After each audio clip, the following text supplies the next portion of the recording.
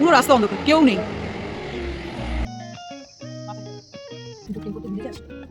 যা চলে গেলে। আগের দিনে আমাদের ট্রাভেল ব্লগটা যেখানে শেষ করেছিলাম ঠিক তার পরবর্তী অংশ নিয়ে আজকে আমি আবার হাজির। আজ শিটং যাচ্ছি আমরা নতুন আরেকটা ডেস্টিনেশনে। রুমে আমাদের ব্রেকফাস্ট চলে এসেছিলো। ব্রেকফাস্টে ছিল পুরি, ছোলার তরকারি আর ডিম সেদ্ধ। এই যে গোল্ডেন কালারের প্যাকেটসগুলো দেখলেন, এগুলো ছিল হোটেল থেকে দেওয়া আমাদের জন্য একটা করে ছোট্ট টোকেন অফ লাভ, আসল দার্জিলিং চায়ের প্যাকেট। সমস্ত প্যাকিং ডান, আমরা নিজেরাও রেডি। ওদিকে ভজনও চলে এসছে গাড়ি নিয়ে আমাদের পিক আপ করতে। এইবারের মতন শেষবার একবার ব্যালকনি থেকে বাইরেটা দেখে নিলাম। যত দেখছি ততই যেন আরও দেখি মন চাইছে। যেতে ইচ্ছাই করছিল না আমার, অত সুন্দর একটা ভিউ ছেড়ে যেতে। তবে হ্যাঁ, আমার শিটংটা এতটাই ভালো লেগেছে যে আমি আবার আসবো। আজকে আমাদের লিস্টে রয়েছে বেশ কিছু সাইট সিন, তার মধ্যে আছে অরেঞ্জ টি গার্ডেন। সবার প্রথম এখন ওখানেই যাব। স্কোয়াশ গাছ পাহাড়ে সর্বত্রই দেখা যায়, তাই হাতের কাছে পেয়ে একটু ধরেই দেখলাম।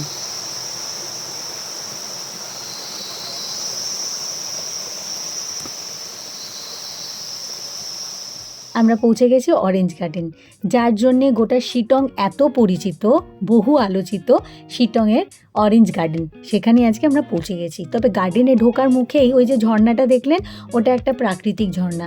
আর ওর সামনে দাঁড়িয়ে থাকতে এত ভাল লাগছিল, এত সুন্দর জলের আওয়াজটা আসছিল, মনে হচ্ছিলো যেন ওখানেই বসে থাকি ঘন্টার পর ঘন্টা। ভীষণ ভালো লাগছিলো ওই আওয়াজটা শুনতে। আমরা 3 বন্ধু বেশ কিছুক্ষণ দাঁড়িয়ে সেই জলের আওয়াজ শুনলামও। তারপরে আস্তে আস্তে হাঁটতে হাঁটতে ভেতরে এলাম। যিনি আমাদের পথ দেখিয়ে নিয়ে এলেন উনি এই অরেঞ্জ গার্ডেনটির মালিক। গার্ডেনের প্রবেশ মূল্য ছিল মাথা পিছু 30 টাকা। তবে এই 30 টাকা কিছুই নয়। ভেতরে এসে এত ভালো লাগছিল, প্রত্যেকটা গাছে এত এত থোকা থোকা কমলালেবু ফলে রয়েছে। আর যেই কমলালেবুগুলো নিচে পড়ে রয়েছে, একদম তাজা টাটকা কমলালেবুগুলো নিচে অনেকগুলো ঝরে পড়ে গেছে। সেই সমস্তগুলো আমরা নিয়ে যেতে পারি, যত ইচ্ছে নিতে পারি, তার জন্য কোনো পয়সা লাগবে না। আমি আর আমার বন্ধুরা বেশ কয়েকটা কুড়িয়ে এনেও ছিলাম, তবে তার কলকাতা অবধি আসেনি। খাইও নি আমরা, জানেন তো। কিন্তু ওই যা হয় এতদিন ধরে, সেদিনই তো আর বাড়ি ফিরিনি, অনেক দিন পরে বাড়ি ফিরেছি। কিছু নষ্ট হয়ে গেছিলো, কিছু রাস্তার বাচ্চা কাচ্চাদের দিয়ে দিয়েছিলাম, তো এইভাবেই শেষ হয়ে গিয়েছিল। দেখতে পাচ্ছেন কেমন টাটকা টাটকা কমলালেবুগুলো মাটিতে পড়ে রয়েছে, একদম সতেজ, গাছ থেকে ডাইরেক্ট হাতে। যেহেতু কোনো সময়সীমা বাঁধা ছিল না, তাই প্রচুর সময় আমরা এখানে কাটালাম। অনেকটা সময় কাটিয়ে অনেকগুলো ভিডিও, ছবি সমস্ত কিছু তুলে তারপরে এবার আমরা রওনা দিলাম হচ্ছে আমাদের নেক্সট ডেস্টিনেশন। কোথায় বলুন তো? এবার আমরা যাচ্ছি মংপুতে রবীন্দ্রনাথ ঠাকুরের যে বাড়িটি ছিল ওটা দেখতে। আর পথের এই এত সুন্দর প্রাকৃতিক সৌন্দর্য, দু চোখ যেন মুগ্ধ হয়ে যাচ্ছে সেগুলো দেখতে দেখতে। চলুন, পৌঁছে গেছি মংপু, রবীন্দ্রনাথ ঠাকুরের বাড়ি, যা বর্তমানে একটি সুন্দর সংরক্ষণশালা হিসেবে সুরক্ষিত। কবিগুরু এখানে থাকাকালীন যে কবিতাগুলো লিখেছিলেন, যে দোয়া তার কলম উনি ব্যবহার করতেন, যেই টেবিলে বসে উনি লিখতেন, যে জুতোখানি উনি পরতেন, যে জামা কাপড় উনি পরিধান করতেন, যে বিছানায় উনি ঘুমাতেন, ও বারান্দায় যে আরাম কেদারায় বসে উনি প্রাকৃতিক সৌন্দর্য উপভোগ করতেন, এই সমস্ত কিছুই খুব সুন্দর করে সংরক্ষিত করে রাখা আছে এই মিউজিয়ামটিতে। মিউজিয়ামে ঢোকার ঠিক মুখেই একটা বিশাল বড় গাছের ওপরে ট্রি হাউস বানানো ছিল। ভীষণ সুন্দর, ঝাঁ চকচকে কাঠের, এত সুন্দর লাগছিল। শুনলাম নাকি ওটা ভিআইপিদের জন্য, বর্তমানে অদূর ভবিষ্যতে হয়তো সাধারণ মানুষদের জন্যও খোলা হবে। যদি হয় তাহলে আসার একবার ইচ্ছে রইল। মিউজিয়ামের ভেতরে যদিও ক্যামেরা অ্যালাউড নয়, তাই আপনাদেরকে মিউজিয়ামের ভেতরটা ঘুরিয়ে দেখাতে পারলাম না। তবে এই যে এখন যে বর্তমানে জায়গাটা দেখছেন, এটা ছিল হচ্ছে রবীন্দ্রনাথ ঠাকুরের প্রার্থনাগার। উনি এখানে ঠাকুরের নাম নিতেন। আর আমরা বান্ধবীরা যেখানে একসাথে, সেখানে ছোটোখাটো ভিডিও, ফটোশ্যুট হবে না? এটা তো হতেই পারে না। চলুন এবার আমরা যাই পরবর্তী গন্তব্যস্থলে। এবার আমরা এসেছি যোগীঘাট ব্রিজে, বহু আলোচিত একটি ব্রিজ, যেটাকে আবার পুনর্নির্মাণ করা হয়েছে। চারিধারে প্রাকৃতিক সৌন্দর্য ভরপুর, তবে মারাত্মক রোদ, মাথার চাঁদি যাচ্ছে ফেটে। আর এখানে পর্যটকের ভিড়টাও বেশ অনেক। ভাগ্যের সাথে একটা ছাতা ছিল, আর ওই কালো বড় ছাতাটা ছিল ভজনের।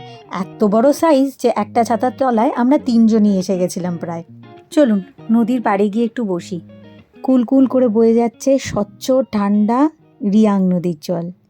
খরস্রোতা রিয়াং এত স্নিগ্ধ, ওর পাশে বসে থাকতে এতটাই ভালো লাগছিল।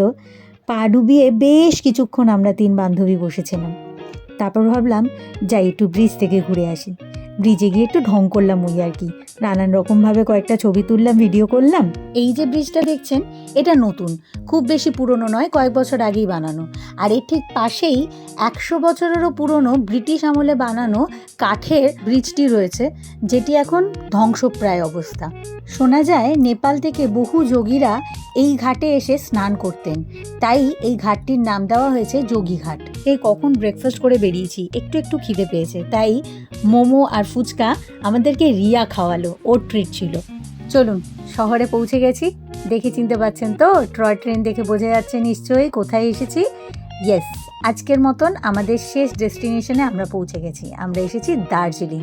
দার্জিলিং হলো প্রত্যেকটি বাঙালির নস্টালজিয়া, প্রত্যেকটি বাঙালির রন্ধে রন্ধে দার্জিলিং রয়েছে। এই হিল স্টেশনটির ভিড়, পলিউশন উত্তর বাড়তে থাকলেও এর প্রতি যেন একটা আলাদাই ভালোবাসা রয়েছে। হোটেলে পৌঁছেই ফ্রেশ হয়ে চলে এসেছি আগে খেতে। উফ, মারাত্মক খিদে পেয়েছে। আর আজকে আমরা একটা ভেজ থালি নিয়েছি। বেশি রিচ মাছ মাংস একদম ইচ্ছা করছিল না, কিন্তু এই ভেজ থালিটাও ছিল এত হেভি, এত রকমের আইটেম।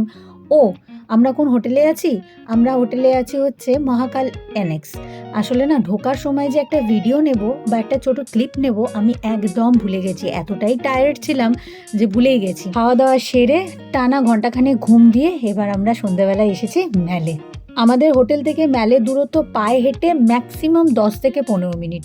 শর্টকাটও আছে, সেই রাস্তাটাও আমি চিনি, কিন্তু সেই রাস্তাটায় রাত্রিবেলা আসিনি এবং বাড়ি থেকে দেব আমায় বারবার বলে দিয়েছিল ওই রাস্তা দিয়ে একা একা যাবে না, তাই কারণে আমি আর ওই রাস্তাটা ধরিনি। শর্টকাটে যদি আসতাম তাহলে ম্যাক্সিমাম 5 মিনিট লাগতো, 10 মিনিটটাও এমন কিছু বিশাল সময় নয়। তাই বন্ধুরা গল্প করতে করতে পৌঁছে গেলাম। যারা আমার পুরনো সাবস্ক্রাইবার তারা তো জানেন আমি গত বছরও দার্জিলিংয়ে এসেছিলাম দেব আর তোয়া আর আরও অনেক গ্রুপের সাথে, তখনও আমরা এই হোটেলেই ছিলাম। তো যার জন্য এই এরিয়াটা, এই শর্টকাটগুলো আমার জানা। আগামীকাল শুনছি মমতা ব্যানার্জি আসবেন ম্যালে, তো তারই তোড়জোড় প্রস্তুতি চলছে এবং ম্যালের সমস্ত দোকানপাট, যেদিকে ছোট ছোট অ্যান্টিক জিনিসের যে দোকানগুলো সেগুলো সমস্ত আটকে দিয়ে ছোট ছোট স্টল বানিয়ে ওখানে হস্তশিল্প মেলা হচ্ছে। তো যার জন্য ম্যালের চেহারাটা একটু অন্যরকম হয়ে গেছে ঠিকই, বাট তবুও ভালো লাগছে। সবারই বাড়ির জন্য একটু দার্জিলিং টি নিতে হবে, একটু গিফট দিতে হবে, তো সেই কারণে আমরা এবার এলাম হচ্ছে গোল্ডেন টিপস। দার্জিলিংয়ে এর থেকে ভালো বড় চায়ের দোকান তো আর কিছু জানা নেই। আর এখানে এত রকমের ভ্যারাইটি, এত রকমের চা পাওয়া যায় যা আমি বলে হাঁপিয়ে শেষ করতে পারবো না, তাও মনে হয় ওদের ভ্যারাইটি থাকবে। এত রকমের অপশনস আছে ওদের এখানে। দোকানটা ঘুরে দেখতে দেখতেই মনে হয় ঘন্টাখানেক সময় কেটে যায়। এখন রাত্রি 11:30 বাজে। আমরা আমাদের রেস্টুরেন্ট বন্ধ হয়ে গেছে হোটেলের, আমরা এখন রাস্তায় বেরিয়েছি খাবার খেতে। আমাদের ডিনার করতে হবে, কেউ নেই রাস্তায়, আমরাই আছি। কিন্তু দেখুন একটা হোটেলও খোলা নেই যে আমরা খাবো। কি খাবো এখন আমরা? ভগবান, পুরো রাস্তা অন্ধকার, কেউ নেই। আমরা 3 জন মিলে বেরিয়েছি।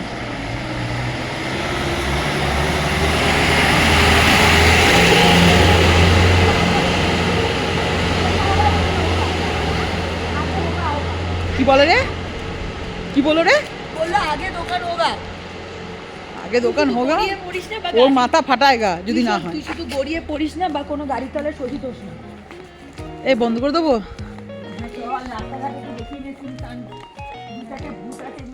শুনশান এখানে পুরো। তোদের চুল খোলা আবার অপদার্থ দুটো। এরপরে কি ঘটলো আমাদের সাথে পরের ব্লগে থাকছে, আপনারাও থাকছেন তো।